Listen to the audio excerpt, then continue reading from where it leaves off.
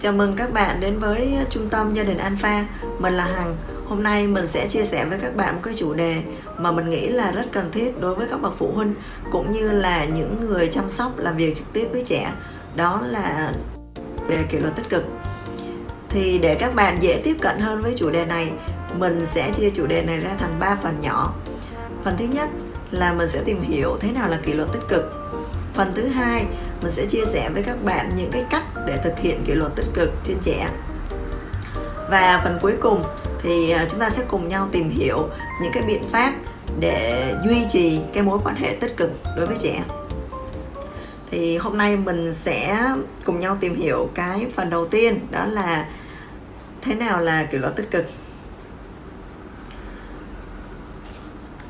Một cái vấn đề đặt ra rằng nếu như gặp một đứa trẻ mà không vâng lời, một đứa trẻ quậy phá, một đứa trẻ hay đánh bạn, thì mình sẽ làm gì đối với cái đứa trẻ này? Sẽ có hai cái biện pháp mà sẽ được chọn lựa ở đây. Biện pháp thứ nhất là biện pháp trừng phạt bằng cách đánh đòn, la mắng hoặc là dọa nạt. Một cái biện pháp thứ hai tích cực hơn, đó là dùng những cái biện pháp kỷ luật. Vậy thì sự khác nhau giữa trừng phạt và kỷ luật là gì? Trừng phạt là để chấm dứt hành vi không phù hợp, còn kỷ luật là để dạy cho trẻ hành vi đúng.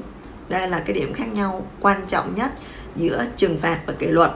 Mình sẽ nhắc lại là trừng phạt chỉ để chấm dứt hành vi sai của trẻ mà thôi, nhưng kỷ luật là để dạy trẻ hành vi đúng. Các nhà khoa học, các nhà tâm lý học hoặc là các nhà xã hội học rất là phản đối cái việc trừng phạt đối với trẻ. Nếu như mà mình đặt câu hỏi là lý do vì sao mà mọi người lại phản đối cái việc trừng phạt đối với trẻ, thì mình nghĩ rằng là có rất là nhiều những cái câu trả lời. Ví dụ như là trẻ sẽ bị tổn thương về thân thể, trẻ sẽ gặp những cái đau đớn về tinh thần, hoặc là trẻ có những cái khuynh hướng bạo lực sau này khi mà lớn lên. Tuy nhiên, hôm nay mình sẽ chia sẻ với lại các bạn một cái hậu quả của cái việc trừng phạt mà mình nghĩ là nghiêm trọng hơn rất là nhiều. Các bạn hãy nhìn vào cái mô hình vỏ não, cái não của con người. Thì cái vùng vỏ não trước, đây được tô màu vàng cam. Cái vùng vỏ não trước này thì có nhiệm vụ gì? Có cái nhiệm vụ đưa ra quyết định, kiểm soát chức năng quan trọng như là trí thông minh, trí nhớ, tính khí, sự tập trung và cá tính của một con người. Vậy khi mà trẻ chịu những cái sự trừng phạt thì trẻ nó sẽ gặp những cái sự căng thẳng. Khi mà trẻ bị căng thẳng thì cái vùng vỏ não trước trán này sẽ bị tổn thương. Mà khi cái vùng vỏ não trước trán bị tổn thương thì nó sẽ không thể duy trì được những cái nhiệm vụ này nữa. Khi đó trẻ sẽ gặp những cái vấn đề rất là nghiêm trọng, như là khó khăn hơn khi mà cần tập trung chú ý, khó khăn trong việc ngồi yên, khó khăn trong việc hồi phục từ cái sự thất vọng, khó khăn trong việc làm theo chỉ dẫn, và khó khăn hơn trong việc luyện tập khả năng tự kiểm soát. Tự kiểm soát ở đây có thể là tự kiểm soát hành vi hoặc là tự kiểm soát cảm xúc. Quan trọng hơn nữa, khi mà cái vùng vỏ não này bị tổn thương thì nó sẽ ảnh hưởng đến những cái việc điều chỉnh những cái xung động, trong đó có cả cái sự phát triển đạo đức của một con người nói chung và của trẻ nói riêng. Các nhà tâm lý học thì phân chia những cái mức độ phát triển đạo đức theo những cái thang bậc nhất định. Thì cái mức độ phát triển đạo đức thấp nhất là chấp nhận tuân theo quy định chỉ vì tránh sự trừng phạt. Còn cái mức độ phát triển đạo đức cao hơn là tuân theo quy định vì nó đúng và nó tốt. Vậy thì khi mà các bạn trừng phạt lên những cái đứa trẻ thì vô tình các bạn đã đẩy trẻ đến cái sự khiến trẻ phải phát triển đạo đức ở một cái mức độ thấp nhất. Vậy thì mình đã biết được rằng cái sự trừng phạt như đánh đòn, la mắng, dọa nạt, hoặc là những cái hành vi, những cái sự trừng phạt nó còn nghiêm trọng hơn rất là nhiều, như là báo đài người ta thường đưa tin, thì nó sẽ tác động nghiêm trọng đến trẻ như thế nào.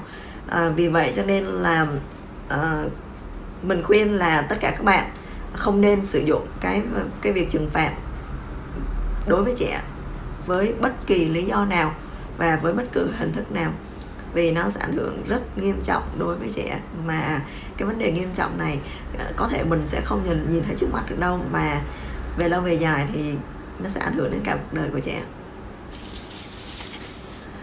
Bây giờ chúng ta sẽ tìm hiểu kỷ luật tích cực là gì. Không có một cái định nghĩa rõ ràng về kỷ luật tích cực, không có một định nghĩa cụ thể về kỷ luật tích cực là gì, nhưng mà người ta có 5 tiêu chí để mô tả kỷ luật tích cực. Tiêu chí thứ nhất là tử tế và kiên định. Các bạn nhớ dùng mình hai cái từ tử tế và kiên định nhé. Mình đã bôi đậm cái từ tử tế và kiên định này lên, thì đây gần giống như là cái kim chỉ nam của cái phương pháp kỷ luật tích cực vậy. Thì cái tử tế và kiên định này được phát biểu là hướng dẫn trẻ với cái sự tôn trọng và khuyến khích. Tiêu chí thứ hai là thúc đẩy trẻ cảm giác tin tưởng và quan trọng, giúp trẻ cảm nhận được sự kết nối. Như chúng ta đã biết rằng là trẻ nó cũng có những cái nhu cầu nhất định giống như là người lớn. Ví dụ như là nhu cầu được an toàn, nhu cầu được yêu thương, nhu cầu được tôn trọng, nhu cầu được hiểu, nhu cầu được cảm thông, nhu cầu được cảm thấy mình có giá trị. Vậy thì khi mà mình áp dụng những cái hình thức kỷ luật tích cực thì mình sẽ cho trẻ có cái cảm giác là trẻ được tin tưởng, và trẻ tin tưởng ngược lại đối với người lớn, và trẻ cảm thấy rằng là mình là người quan trọng, và giúp trẻ cảm nhận được cái sự kết nối với lại cha mẹ hoặc là người chăm sóc mình. Cái tiêu chí thứ ba là hướng đến tác dụng lâu dài. Như mình vừa mới chia sẻ ở trên là trừng phạt chỉ có cái tác dụng là ngăn chặn hành vi không đúng của trẻ mà thôi. Còn kỷ luật thì sẽ dạy cho trẻ hành vi đúng. Các nhà tâm lý học hành vi thì phản đối cái việc áp dụng những cái biện pháp trừng phạt lên trẻ. Bởi vì theo cái lý thuyết của họ thì khi mà trẻ nhận được một cái kích thích khó chịu thì trẻ sẽ dừng cái hành vi sai của mình. Tuy nhiên khi mà cái kích thích khó chịu này bị gạt bỏ đi, tức là người lớn không sử dụng cái kích thích khó chịu này đối với trẻ nữa, thì trẻ sẽ lặp lại cái hành vi sai mà trẻ vừa làm với mức độ còn nghiêm trọng hơn nữa. Mình lấy ví dụ ha. Ví dụ một đứa trẻ nó ném đồ chơi, hay ném đồ chơi, và khi mà cha mẹ thấy con ném đồ chơi thì sẽ trừng phạt trẻ, ví dụ như đánh vào mông chẳng hạn đi. Thì cái việc mà đánh vào mông chính là cái kích thích khó chịu đối với trẻ. Thì khi mà gặp kích thích khó chịu như vậy thì trẻ sẽ ngừng cái hành vi là không ném đồ chơi nữa. Tuy nhiên sau này, tức là một thời gian, ví dụ như ba mẹ có thể quên đi hoặc là không có áp dụng cái việc trừng phạt là đánh vào mông nữa, thì trẻ sẽ quay lại cái hành vi là ném đồ chơi, và thậm chí là cái hành vi ném đồ chơi này còn nhiều hơn là trước khi trẻ chịu cái sự trừng phạt nữa. Mà còn nguy hiểm hơn, đáng quan ngại hơn là trong lúc trẻ chịu cái sự trừng phạt, chịu cái kích thích tiêu cực đó, thì trẻ không ném đồ chơi trước mặt ba mẹ nữa, mà sẽ giấu ba mẹ để ném đồ chơi sau lưng ba mẹ. Thì đó còn là một cái vấn đề nghiêm trọng hơn rất là nhiều. Bởi vậy cho nên là cái việc trừng phạt nó chỉ mang cái tính chất là ngăn chặn hành vi lúc đó mà thôi, và nó không giải quyết được vấn đề gì cả. Tuy nhiên cái kỷ luật tích cực thì sẽ hướng đến cái tác dụng lâu dài hơn rất là nhiều, vì nó dạy cho trẻ cái hành vi đúng. Cái tiêu chí thứ tư của kỷ luật tích cực đó là dạy trẻ những cái kỹ năng xã hội và kỹ năng sống quan trọng. Khi các bạn thực hiện kỷ luật tích cực là lúc các bạn sẽ dạy cho con bạn rất là nhiều điều. Mình lấy ví dụ ha. Ví dụ như là có hai chị em, cái đứa em sẽ hai chị em đang ngồi chơi với nhau, thì đứa em chạy lại giật đồ chơi của chị, thì con chị sẽ khóc chẳng hạn, sau đó thì mét bố mẹ. Vậy thì mình sẽ làm gì? Nếu như mà trừng phạt thì rất là đơn giản, đó là sẽ đánh vào mông, hoặc là phạt, hoặc là la, hoặc là mắng là không được làm như vậy. Tại sao con lại lấy đồ chơi của chị, con không được làm như vậy, mau trả đồ chơi của chị liền, từ lần sau chưa nha, không được lấy đồ chơi của chị nữa nha. Thì thường là người lớn mình sẽ chỉ dừng lại ở cái cách giải quyết như vậy. Tuy nhiên khi mà mình sử dụng kỷ luật tích cực thì mình phải dạy cho trẻ được rằng đồ chơi là của chị nha, thì trẻ nó sẽ học về cái việc sở hữu. Khi con muốn lấy đồ chơi của chị, khi con muốn chơi cái đồ chơi của chị thì con phải làm gì? Con phải đến xin phép chị là chị ơi cho em mượn. Nếu mà những cái đứa trẻ mà cái ngôn ngữ của nó chưa có phát triển nhiều lắm thì có thể là chị ơi cho em mượn, hoặc là chị ơi cho em. Còn nếu như mà những cái đứa bé mà đã lớn rồi thì hoàn toàn có thể nói rằng là chị ơi, chị có thể cho em mượn đồ chơi một chút được không? Thì đó chính là kỹ năng xã hội. Kỹ năng xã hội ở đây không có phải cái gì đó rất là to lớn, mà đối với trẻ đó là những cái kỹ năng ban đầu trong cái cuộc sống của trẻ. Thì tức là muốn lấy của người khác thì phải hỏi mượn, phải hỏi xin. Và nếu như chị không có cho con cái đồ chơi thì sao? Không có muốn cho con chơi đồ chơi của chị thì sao?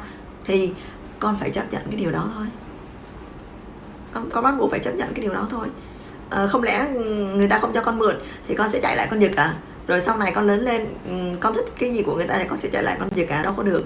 Đó là khi các bạn dạy cho trẻ cái kỹ năng xã hội rất đơn giản ha, khi mà các bạn áp dụng kỷ luật tích cực.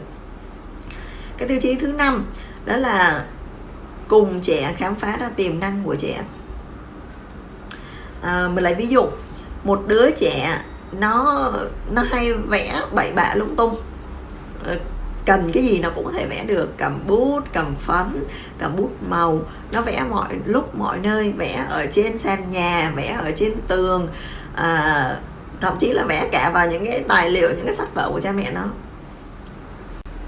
Thì nếu mà mình không áp dụng kỷ luật tích cực thì mình sẽ làm gì? Con không được làm vậy nha, cất đi ngay, cất đi liền, không được làm như vậy. Sau đó có thể khẽ tay, con nhớ chưa, từ nay không được làm như vậy nữa nha, không có được vẽ tầm bậy nha, cắt màu đi, từ nay đừng bao giờ đụng đến màu nữa. Thì cái cách giải quyết thường là như vậy. Tuy nhiên khi mà mình áp dụng kỷ luật tích cực thì mình sẽ khám phá được điều gì? Mình sẽ nhìn thấy điều gì? Là con mình có vẻ rất là đam mê với hội họa, rất là thích vẽ. Vậy thì mình sẽ tạo điều kiện cho con mình được vẽ mà không ảnh hưởng đến người khác, không ảnh hưởng đến những đồ vật, những cái đồ vật ở trong nhà và ảnh hưởng đến bố mẹ. Ví dụ như là mình có thể mua giấy, mua sách về cho trẻ vẽ, hoặc là gắn những cái bảng ở trên tường cho trẻ vẽ, mua thêm bút màu, mua thêm đa dạng những cái màu sắc để cho trẻ có thể được thỏa cái niềm đam mê của mình. Thì đó là cách mà các bạn thực hiện kỷ luật tích cực và vừa ngăn chặn những cái hành vi sai và vừa dạy cho trẻ những cái hành vi đúng. Thì trên đây là 5 cái tiêu chí mô tả cái kỷ luật tích cực, và khi mà các bạn áp dụng kỷ luật tích cực đối với trẻ thì các bạn sẽ đạt được 5 cái tiêu chí này. Qua phần tiếp theo thì mình sẽ chia sẻ với lại các bạn những cái lưu ý khi mà mình thực hiện kỷ luật tích cực. Lưu ý đầu tiên, mình phải coi trẻ con là một thực thể xã hội. Nghe thì nó có vẻ hơi triết học, tuy nhiên nó có thể được phát biểu một cách đơn giản là trẻ con cũng là một chủ thể của những hành vi cá nhân và hành vi xã hội của chúng. Tức là nó hoàn toàn giống như người lớn của mình vậy. Tức là nó được làm chủ những cái hành vi của nó đối với lại đối với lại cá nhân của nó và đối với lại cái xã hội, đối với những mối tương tác đối với người khác. Thì trẻ con nó cũng giống như người lớn vậy. Tuy nhiên mình cần phải gạt bỏ ra cái quan niệm sai lầm là trẻ con là người lớn thu nhỏ. Bởi vì sao? Người lớn mình đã sống mấy chục năm, mấy chục tuổi rồi thì cái kinh nghiệm xã hội của mình đã rất là nhiều rồi. Mình ít phạm sai lầm hơn, và những cái kiến thức mà mình được đón nhận đã rất là nhiều rồi. Trong khi đó trẻ em chỉ là những cái đứa trẻ rất là mới có mấy tuổi thôi, thì những cái kinh nghiệm xã hội của nó chưa được nhiều. Vì vậy cho nên đừng bao giờ nghĩ rằng là tại sao ba mẹ biết giữ im lặng khi mà có khách, khi mà mình đến nơi công cộng mà con thì không. Tại sao con không làm được giống như cha mẹ, thì mình đừng bao giờ đặt những cái câu hỏi như vậy, vì trẻ con không phải là người lớn ha. Trẻ con nó chỉ giống người lớn ở chỗ là nó là một cái thực thể xã hội, nó là chủ thể của cái hành vi về hành vi mang tính chất cá nhân và mang tính chất xã hội mà thôi. Cái lưu ý thứ hai đó là mình cần phải luôn biết rằng hành vi của trẻ là luôn mang một cái mục đích nhất định. Khi mà trẻ nó phá phách, nó quậy phá, nó đánh bạn hoặc là nó hỗn láo với cha mẹ, thì cái nhiệm vụ của cha mẹ, cái nhiệm vụ của những người chăm sóc là phải nhìn ra được cái mục đích của cái đứa trẻ. Bởi vì nếu như mình không nhận ra được cái mục đích của cái đứa trẻ thì mình sẽ có thể quy chụp cho nó rằng là đứa bé này hư, đứa bé này hỗn, đứa bé này bạo lực, vân vân. Mình cần phải nhìn thấy được cái mục đích ẩn sâu trong những cái hành vi không phù hợp của trẻ. Vậy thì thường thì qua những hành vi không phù hợp thì trẻ sẽ có những cái mục đích gì? Mục đích đầu tiên và là cái mục đích thường thấy, đó là trẻ nó suy nghĩ rằng là mình là quan trọng nhất, mình là trung tâm của vũ trụ, cho nên tất cả mọi người đều phải tập trung vào mình, đều chú ý vào mình.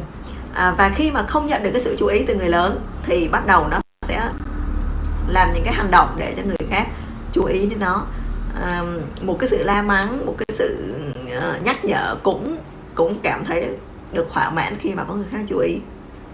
Thì đó là một cái mục đích tiếp theo, đó là trẻ thể hiện quyền lực. Các bạn nghĩ rằng là tại sao một cái đứa nhỏ nó nhỏ như vậy mà nó có thể suy nghĩ được như vậy? Nhưng mà không, cái suy nghĩ của trẻ nó tuy là nó sai lầm nhưng mà nó đơn giản như sau. Đó là trẻ nghĩ rằng là cũng vì nghĩ mình là trung tâm của vũ trụ, cũng nghĩ là mình là quan trọng, cho nên trẻ muốn khi mà người khác đáp ứng lại những cái mệnh lệnh, những cái mong muốn của mình thì mình sẽ cảm thấy mình quan trọng.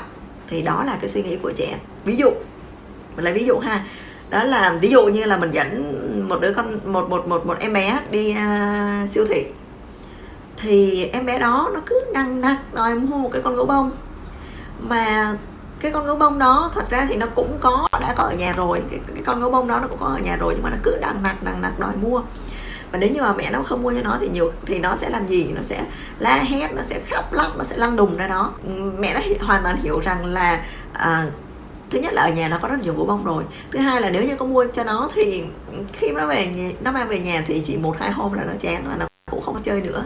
Tuy nhiên mục đích của trẻ không phải là mong muốn cái con gấu bông đó, mà là muốn thể hiện cái quyền lực ở trên cái người mẹ của nó. Tức là con mong muốn mẹ mua cho con thì mẹ phải mua cho con. Khi mà mẹ mua cho con thì con cảm thấy rằng mình là người quan trọng, mình cảm thấy mình được yêu thương. Thì đó là cái mục đích của trẻ, thể hiện quyền lực. Một cái mục đích mà mình hay gặp nữa, đó là mục đích trả đũa. Cái mục đích này thường xuất hiện những cái biểu hiện như là đánh người khác, la hét người khác, hoặc là hỗn hào với cha mẹ, với lại người lớn. Thường là có những cái xu hướng mà bạo lực, trả đũa. Thì đó là mục đích trả đũa của trẻ. Thì những cái đứa trẻ này là những cái đứa trẻ mà thường là bị tổn thương về thể chất hoặc là tinh thần. Thì trẻ nó sẽ có mong muốn là trả đũa lại những cái người mà làm tổn thương mình. Cái mục đích thường thấy nữa ở trẻ, đó là cái thể hiện cái sự không phù hợp. Đã bao giờ các bạn gặp một đứa trẻ mà cái gì nó cũng nói là không, con không làm đâu, không, con không thích làm, không, con không làm được, thôi con không làm. Và nếu như mình không hiểu cái mục đích của trẻ thì mình sẽ nghĩ rằng ôi cha, cái đứa trẻ này thật là ngang bướng, cái đứa trẻ này thật là khó trị, cái đứa trẻ này thật là khó để mà dạy dỗ, thật là lì lợm. Thì nếu như mình không hiểu được cái mục đích ở trong sâu bên trong của đứa trẻ thì mình sẽ quy kết cái đứa trẻ đó là như vậy. Tuy nhiên lúc này có thể trẻ đang gặp cái mục đích của trẻ đang là thể hiện cái sự không phù hợp, nghĩa là nó cảm thấy cái năng lực bản thân của mình quá yếu kém, nó cảm thấy cái giá trị bản thân mình quá yếu kém, nó cảm thấy không tự tin, cho nên nó nghĩ rằng là nó không thể làm được những cái việc đó. Thì cái lúc này thì nó cần được động viên và khuyến khích rất là nhiều. Thay vì động viên và khuyến khích thì thường người lớn sẽ, trong cái trường hợp này người lớn sẽ thường sẽ như thế nào nếu như không hiểu được mục đích, thì sẽ nói rằng là tại sao con không làm được cái việc gì vậy, con không làm được cái gì hết vậy, sao mà con kém cỏi như vậy, sao con yếu kém như vậy. Thường người lớn mình sẽ như vậy nếu như không hiểu được mục đích xa hoặc là mục đích sâu xa của cái đứa trẻ. Thì đó là những cái 4 cái mục đích mà thường thấy ở một cái đứa trẻ mà nó có những cái hành vi không phù hợp. Thì nhiệm vụ của người lớn mình là cần phải hiểu và cảm thông cho trẻ, và thì như thế thì mình sẽ nhìn thấy mục đích sâu xa của cái đứa trẻ để mình có những cái biện pháp kỷ luật nó phù hợp hơn. Cái lưu ý tiếp theo đó là mục tiêu quan trọng nhất của trẻ là muốn kết nối và thấy mình quan trọng. Thì đó, thì như ở trên mình cũng đã chia sẻ rồi, trẻ có những cái nhu cầu giống như người lớn vậy, nhu cầu được tôn trọng, nhu cầu được yêu thương, nhu cầu được cảm thấy là mình có giá trị. Thì em bé cũng, cái mục tiêu của em bé là nó cũng muốn được kết nối, cũng muốn thấy mình quan trọng. Thì khi mà mình thực hiện kỷ luật tích cực thì tử tế và kiên định. Khi mình tử tế và kiên định thì trẻ nó sẽ cảm thấy là mình yêu thương nó, sẽ cảm thấy rằng là nó là người quan trọng, và sẽ cảm thấy cái sự kết nối giữa chính bản thân nó và phụ huynh. Cái lưu ý thứ tư đó là đối tượng là những đứa trẻ không được động viên khuyến khích. Như mình đã chia sẻ, trẻ con luôn nghĩ rằng mình là trung tâm của vũ trụ, mình cần phải được người khác để ý, mình cần phải được người khác chú ý.